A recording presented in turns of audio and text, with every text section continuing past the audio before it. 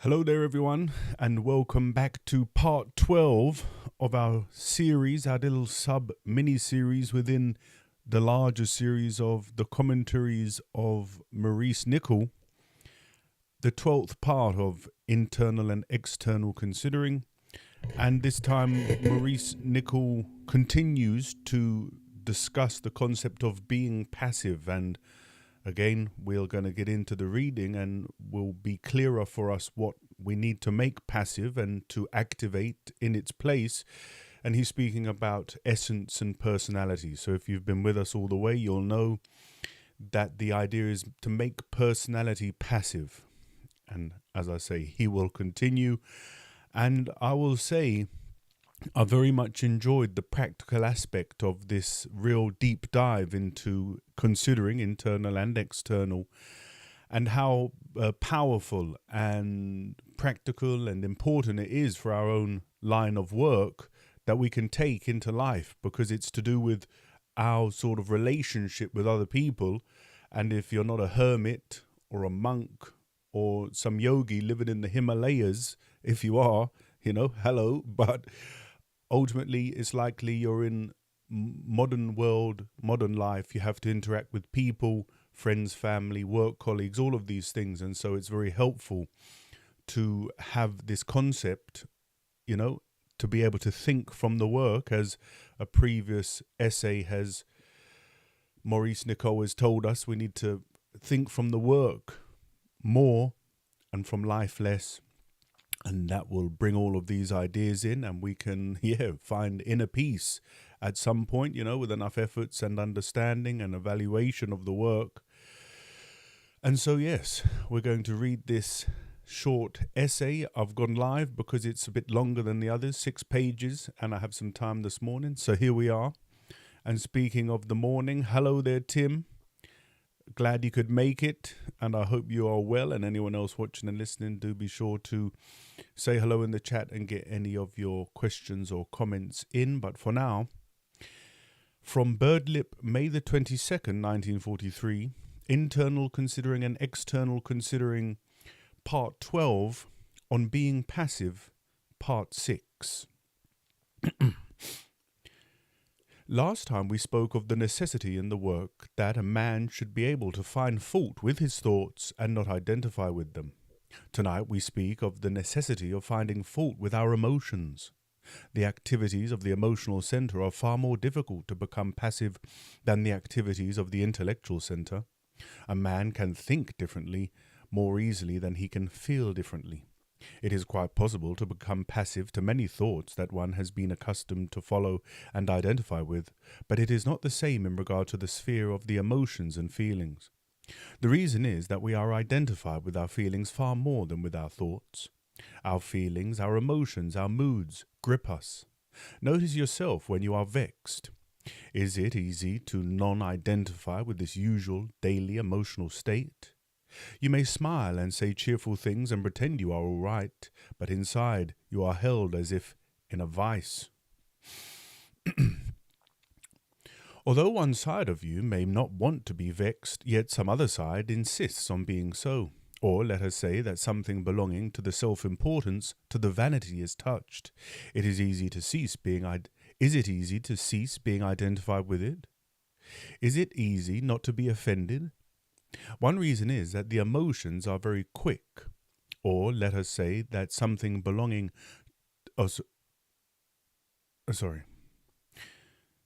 Hello, good morning, Stephen and David.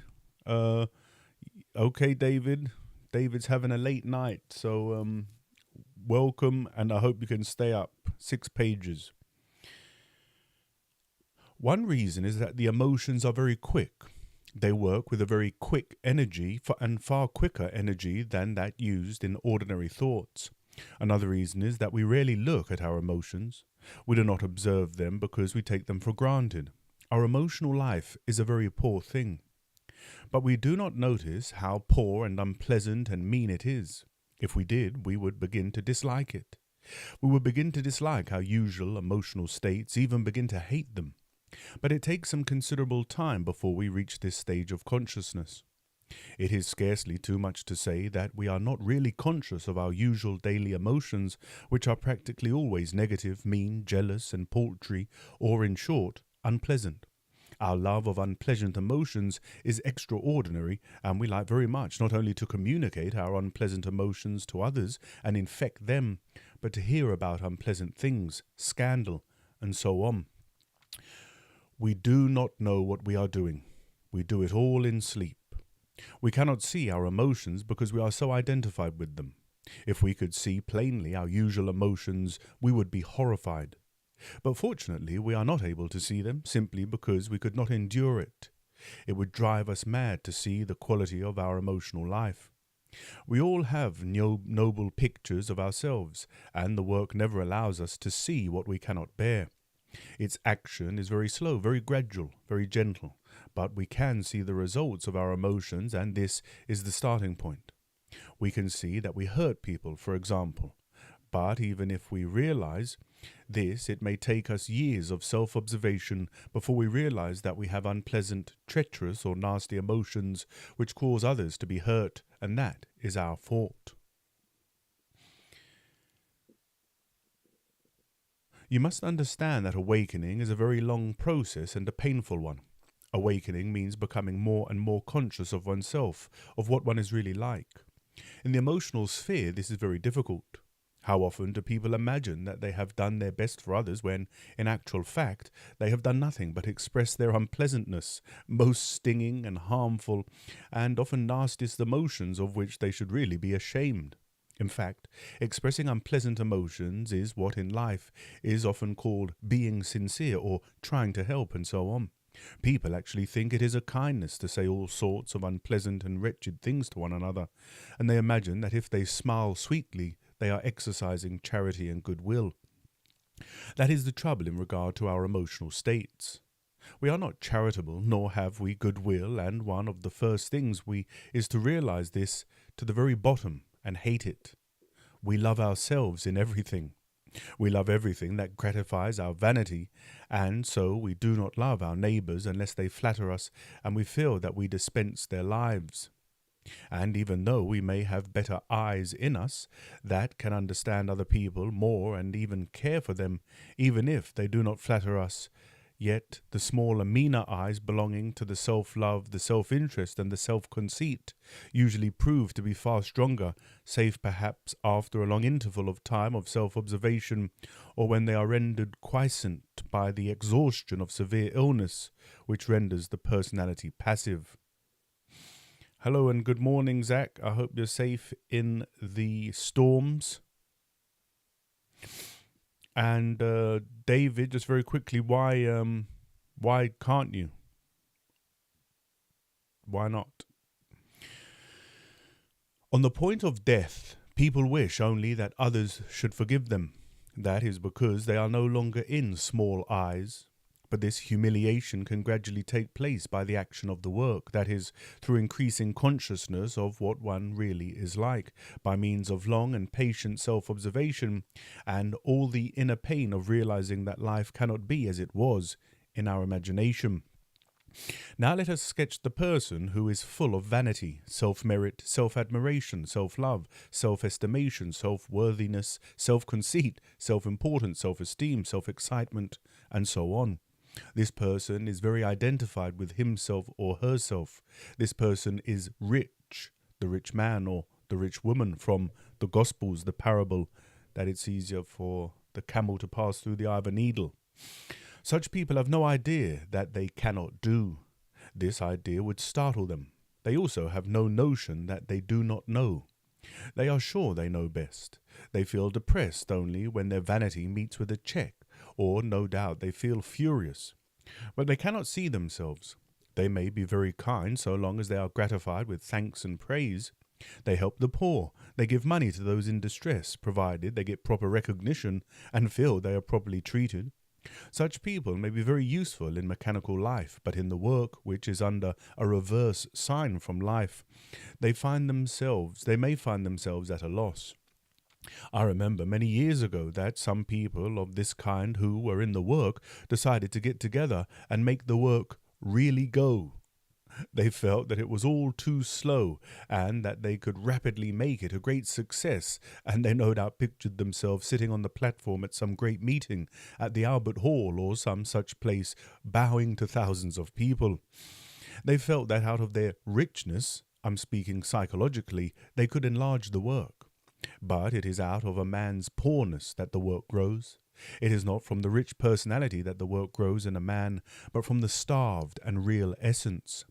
This is why the work reverses everything and makes the active passive and the passive active. Do any of you really imagine that if this work were a great success in life and were broadcast night and day, it could retain any inner secret force and meaning? I advise you to think out this for yourselves.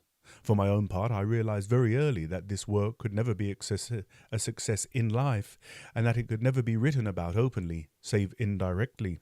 And if you think deeply, you will see why this must be so. That is, if you think from the idea of active and passive signs in regards to personality and essence.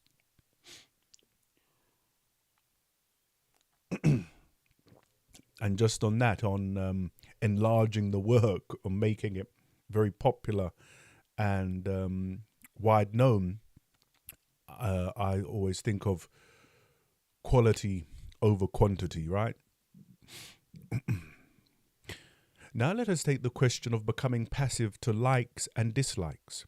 This is part of the work on emotional center in regard to the general teaching of becoming passive to the active oneself that takes charge of things and controls us. Try to observe your likes and dislikes and how you waste yourselves in silly likes and dislikes. There is an exercise in the work to this effect. Try for a time to like what you dislike and dislike what you like. There is a similar exercise in regard to the intellectual center, which I should have mentioned before, namely, try to observe what opinions you side with and speak in favor of the other side. Being identified with one's mechanical liking and disliking holds a person down to emotional habits. It so often happens that you find that what you dislike you can easily like, and vice versa. Our mechanical likes and dislikes are based on very little. They change every moment, yet we attach so much importance to them. And often in the work you find that the people you disliked you begin to like. This is a sign that you are changing. But you cannot change if you identify with every one of your momentary likes and dislikes. One thing can help here, namely, not always talking endlessly of your likes and dislikes and making a fuss about them. Sometimes people's sole form of conversation is about what they like and they do not like, as if they really imagine it is important. No form of talk is more egotistical or exhausting. To practice for a short time at intervals being consciously passive to one's mechanical likes and dislikes is very useful, but not always, particularly in those who mechanically are too timid to say what they want. Speaking in general, work is always against what is mechanical in you. If mechanically you have not enough likes and dislikes, you should have more, and vice versa.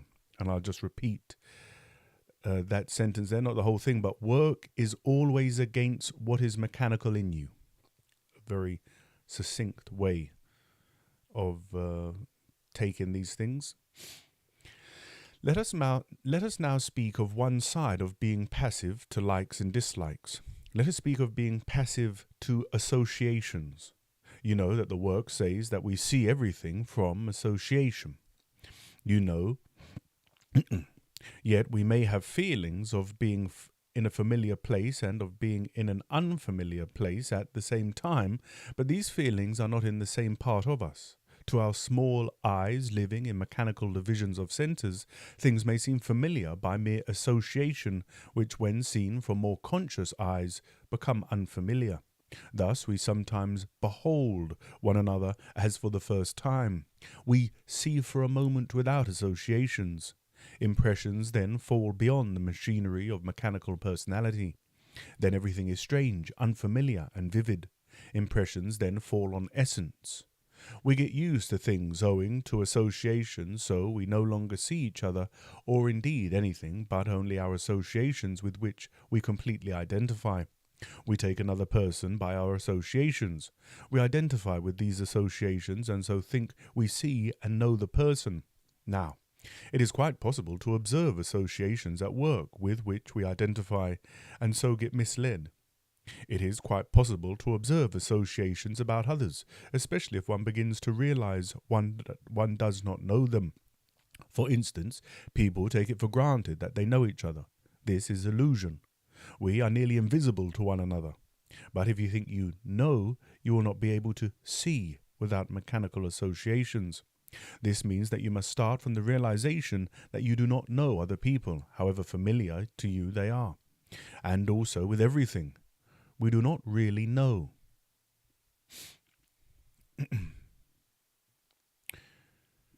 But we are sure we know. Start from the idea that you do not know and have never known. Start, that is, from ignorance. This is the poor side. And this gives new life because you begin to get new impressions, new viewpoints, new understanding. If impressions fall on essence, you see in a new way. Now, a rich person, very identified with himself, cannot expect to see things without associations or to get any new impressions falling on essence, which is the growing point of a person. He will live always in associations, in the past. Also, an opinionated man, a man or woman convinced that he or she knows right and wrong, a man or woman openly or secretly in love with themselves and certain of themselves and their virtue and standpoint, such a man or woman, wholly identified with themselves, will not be able to divide themselves into two. That is, they will not be able to shift their position, but must always remain where they are and so what they are in the scale of being. Where and what are the same in this scale, that is, the level of being where a man is also what he is. If you begin to see yourself passively, you begin to see the level of being you are chained down to by the active, self-acting side of you, the side that calls itself I, and which, in my case, expects to be called Maurice Nicoll. This side, and everyone, usurps the throne and sits on it. There are endless legends, parables, and myths referring to this wrong psychological situation of man. One has some difficulty in believing that such a thing actually happens to everyone and that everyone has a wrong ruler on the throne and that it happened long ago to oneself. One at least thinks one is master in one's house. This is precisely not the case. You have no real master on the throne of your inner world, that is, in your own psychology. You must understand that if we see everything from past associations, we will not be able to see anything in a different way. We may imagine we see another person, but it will be from our associations. In this way, we keep one another in the prison of our associations about one another. We have already formed our own opinions about others, so we do not allow others to exist beyond what we think of them by associations. This is a great tragedy. To let people go, as it were, let them be different, depends on our letting them go. That is, it depends upon our not trying to keep them to what we imagine they are by our mechanical associations. All mothers and fathers have this difficulty with children, but it applies to all sorts of other relationships in life. Remember that we see one another by our associations, once we become familiar, as it is called, with each other. What we do not understand is that seeing a person by one's own associations with him or her has nothing to do with what the person really is. Try to see another person without associations. That is the beginning of something new. And it so often happens that people have got quite wrong associations with others and never even catch a real glimpse of them. I personally have found in this work that I know others less and less. Certainly, I would never say, I know this person, I have known this person all my life. That is exactly saying in so many words that you know nothing, save your few associations with the person. One of the most difficult things in this work is to go on steadily with it when one's vanity has been hit at. This shows merely how much we do things from vanity without realizing it. All the explosive, bristling, quarrelling touchiness of life is due to the two emotional giants, vanity and pride. Can you stick to a thing when you have been told you are not good at it? Your vanity may be offended, but your pride may help. Anyhow, if you can, then you may be fairly sure that you are not acting from personality entirely, but perhaps from something genuine, a deeper, and so more real. Yet it may only be pride turned outwards, which comes to the rescue of offended vanity. At the same time, one can stick to this work through pride turned inwards and eventually find genuine reasons which have nothing to do with superficial feelings but spring from a real valuation of the work itself. This is to reach emotion beyond self-emotion. You must remember that in a fully developed school of this work, your vanity would be hit almost every day, and that many would leave in indignation. At the Institute in France, we were told on entering that personality has scarcely any right to exist in this place. But we merely heard the phrase. We did not realize what it meant, save later. Speaking on a far higher scale, let us recall how many people left Christ because they were offended in him. This means they were identified emotionally with the vanity of their own worth. To be so is really a nuisance. You will find out why I say this if you do not know it already, but there is a deeper side to all this, that is, where the work really brings you up against yourself. Here lies the point where people forget to work and simply feel lost. Here is the place where it is possible to long not to be so identified emotionally with what one is. It is like being stuck to an illusion that you cannot get away from and that can no longer galvanize you. You must, however, begin to realize that you have been stuck to an illusion that you have called I, and that beyond the illusion you can begin to have real things, that is, the same things, but differently. Now let us take another aspect of being identified emotionally, which illustrates one of the many difficulties of becoming passive to oneself, to this person called A, to this active Frankenstein monster that one has been led to make and which now stalks about in one's little world and takes charge of one and speaks as if it were I and keeps on singing all sorts of things, grandiloquent and boastful as well as pious and timid. This monster, this machine that you are fastened to, what do you think of it? Do you like it? Everyone is attached to his or her machine. Remember, the work teaches that everyone is a machine, but that machines are of different kinds. Some are loud like Bren guns or chattering like typewriters, and some are as silent as the electric meter in the hall outside. Now people compare themselves with others. That is, machines compare themselves with machines and identify through comparison with themselves. If you are a noisy machine, you perhaps feel you are superior to a quiet machine. And if you are a quiet machine, you thank God you are not a noisy machine, and so on. This is one source of identifying emotionally with oneself. That is, it is one source of liking oneself. In the Gospels, it is said that a man must come to hate himself. This work uses different language, but has the same deep meaning. The work says a man must become passive to himself, but it is very painful to go against the usual way one has reacted to life. You feel you are losing so much, yet you are losing nothing real, and after a time you begin to feel new forms of living passing into you. You come back to the same scenes, but you are different. It is the same outer world, but you take it quite differently. It is the same kind of thing, the same kind of events, but you are related to them quite differently. It is even the same people, but you see and feel them quite differently. In passing from one level of being and experience to a new level, there is a gap that is painful. It is like leaving something familiar. If you hold on to the work, after a time you find that you can once more experience everything fully, but at a different level, that is, in a new way.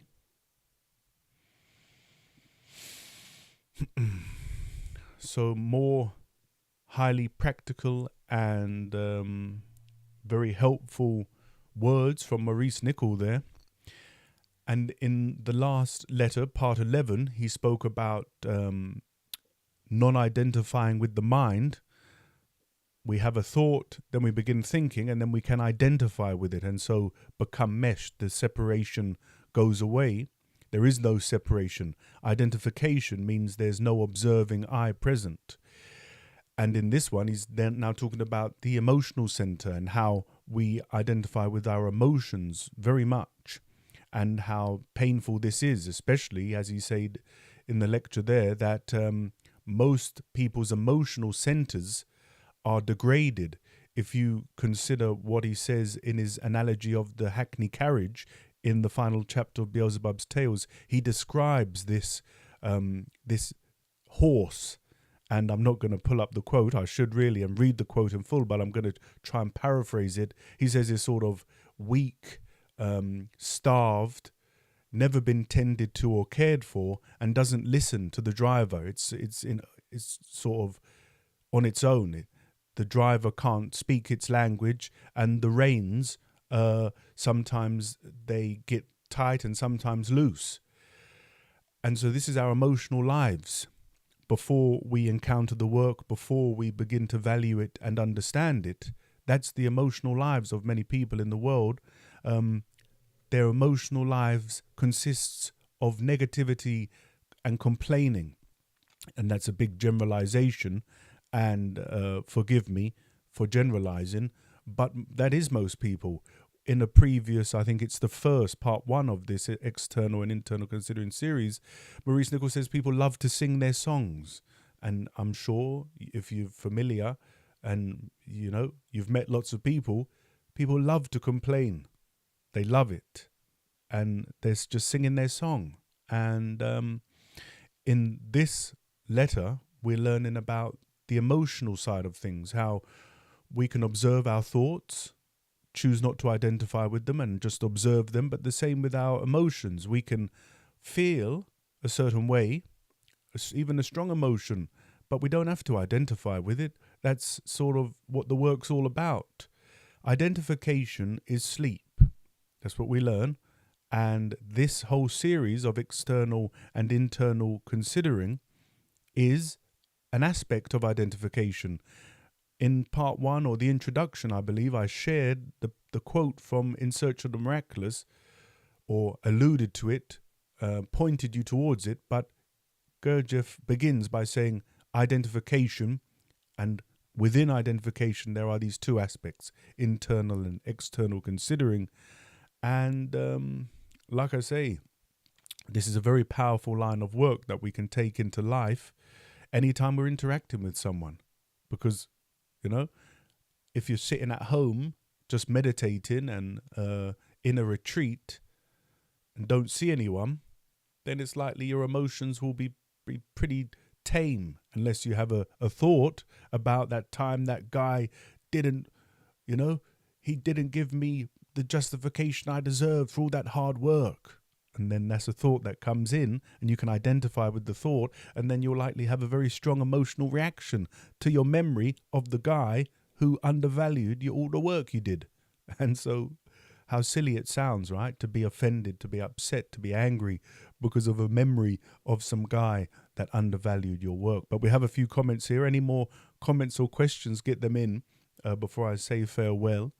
And I think part 13 will come over the coming days, and then we would have finished the series, the mini series of internal and external considering, and be progressing towards the end of volume 1 of Maurice Nicoll's Commentaries. Excuse me, but we have Zach says, this is such a great series you have put together. One lecture leading to the next. I must review them all again. Thank you. You're very welcome, Zach. And I would agree. This mini-series of internal and external considering is a very small part of all of the concepts of the work, a very small aspect of the fourth way. Yet Maurice Nicoll has delivered 13 deep, amazing and practical lectures that we can review again and again. So yes, I would agree with you there, everyone, especially if there was one that really triggered you and you saw yourself in that lecture. That would be the one to dig into and sort of go deeper into your understanding and the valuation of what Maurice Nicoll is saying and what Gurdjieff brought to us. Zach says, I do often have long moments of automation before I realize I've fallen for it. And yes, Zach, this is the natural state, isn't it? That's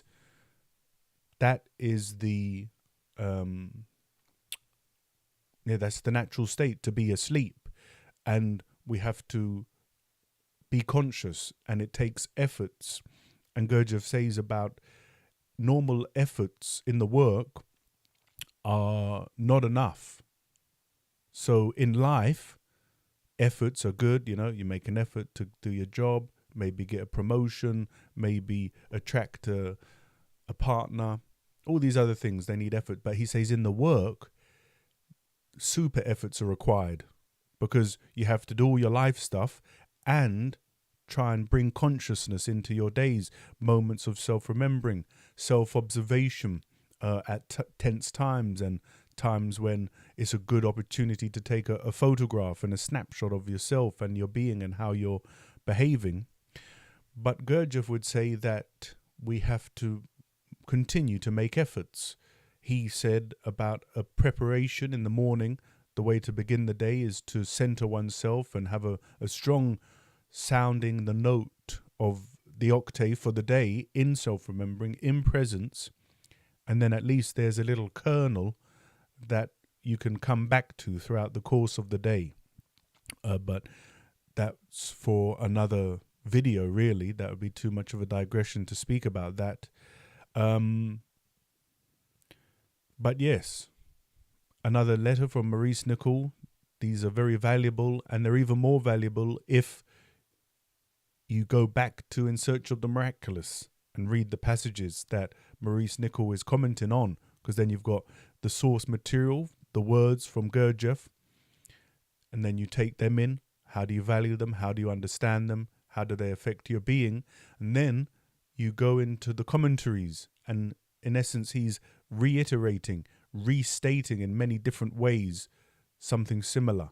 And so it helps us to understand it, because he's coming from this angle and that angle and this one as well, and then that one and that one.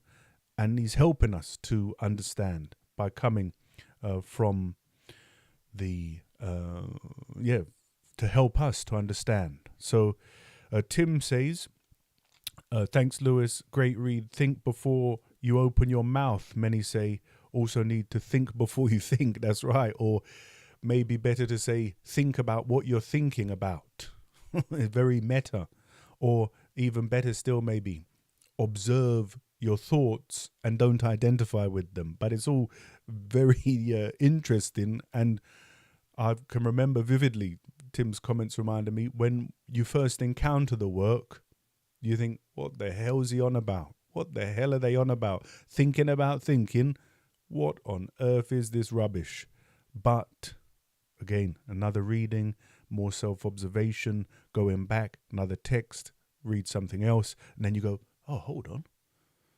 Who's watching them thoughts if I'm thinking them? And then it all starts to unravel and really become very interesting once you begin to have this separation, the observing eye and it, or for me, the Lewis Kirk that is going about thinking he knows everything and carrying on, but there is an observing eye behind all that. And if I try and bring that into presence more often than not and observe when I'm identified with thoughts, feelings, and internal considerations, this is the work. Willem says, the work says few can escape. How does this relate to external considering? And I'm going to try and find a quote for you, Willem. If I can find it, I should be able to find it quite easily. But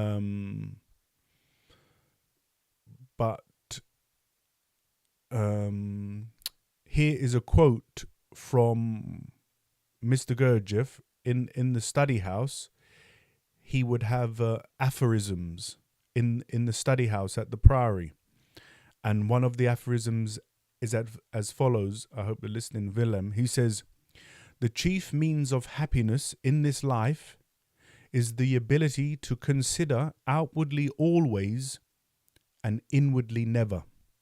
So in that quote, the chief means of happiness in this life is the ability to consider outwardly always and inwardly never. So he's saying we should always be outwardly considering and never inwardly considering. If one is internal considering, you're identified, you're asleep.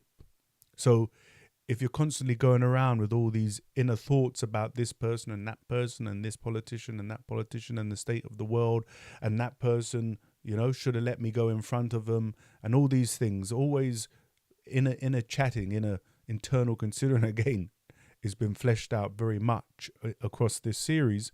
then you're identified, then you're asleep. Whereas if you're outwardly considering or externally considering the other person, you have to be conscious to consider them, and you have to not be identified with your own self. You have to make personality passive in order to externally consider.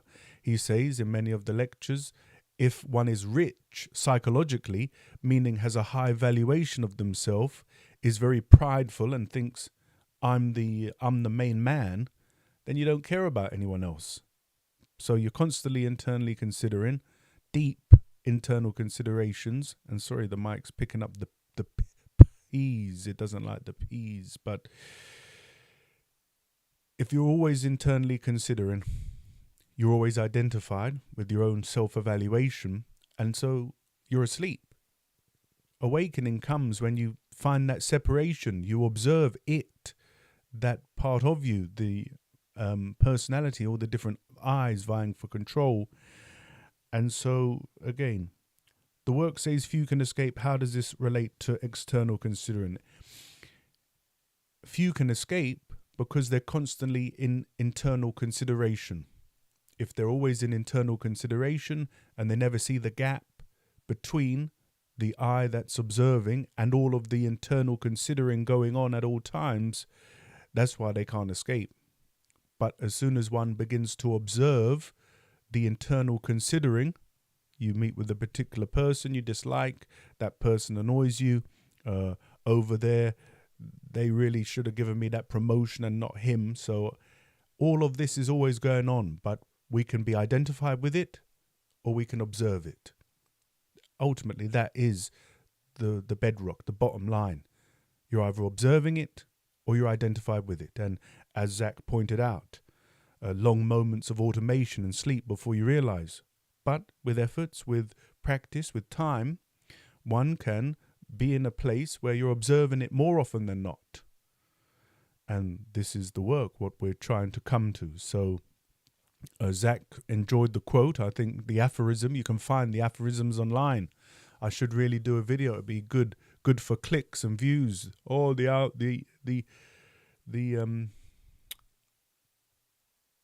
not algorithms, aphorisms. I think I might have said algorithms. The aphorisms, the 24 aphorisms from Gurdjieff. That would be a good video. But as we learned earlier, it's not about diluting it so that it's more palatable for more people. Gurdjieff wouldn't have liked that, I don't think. Water it down, make it easier, less requirements on the individual. That's not what it's about. It's all about individual agency. You have to do your own line of work, whatever it is you're choosing. It might not be internal and external considering. It might be unnecessary talking. It might be negative emotions. It might be the laws and forces that we live under. It's up to you. You know, you can pick any of these lines of work and follow it for several days or a week and then find another line. But in regards interacting with others and with our own inner life, internal and external considering can be considered a very powerful lens in which to view the world. And I'd highly recommend, if you haven't listened to it yet, the lecture about thinking from life and thinking from the work. I believe it directly precedes this series, so have a look in the playlist, and that's very powerful also. So that's all for this morning. We'll have the final internal and external considering lecture coming very soon, and at the weekend we will continue our reading of Czeslaw Czechovic and more to come. So hit that subscribe button, like the video if you wouldn't mind. Have a great day, and again, maybe I should end with Gurdjieff's quote: "The chief means of happiness in this life is the ability to consider outwardly always and inwardly never." Take care. Be effortful in your external considerations. And I'll see you all very soon. Bye now.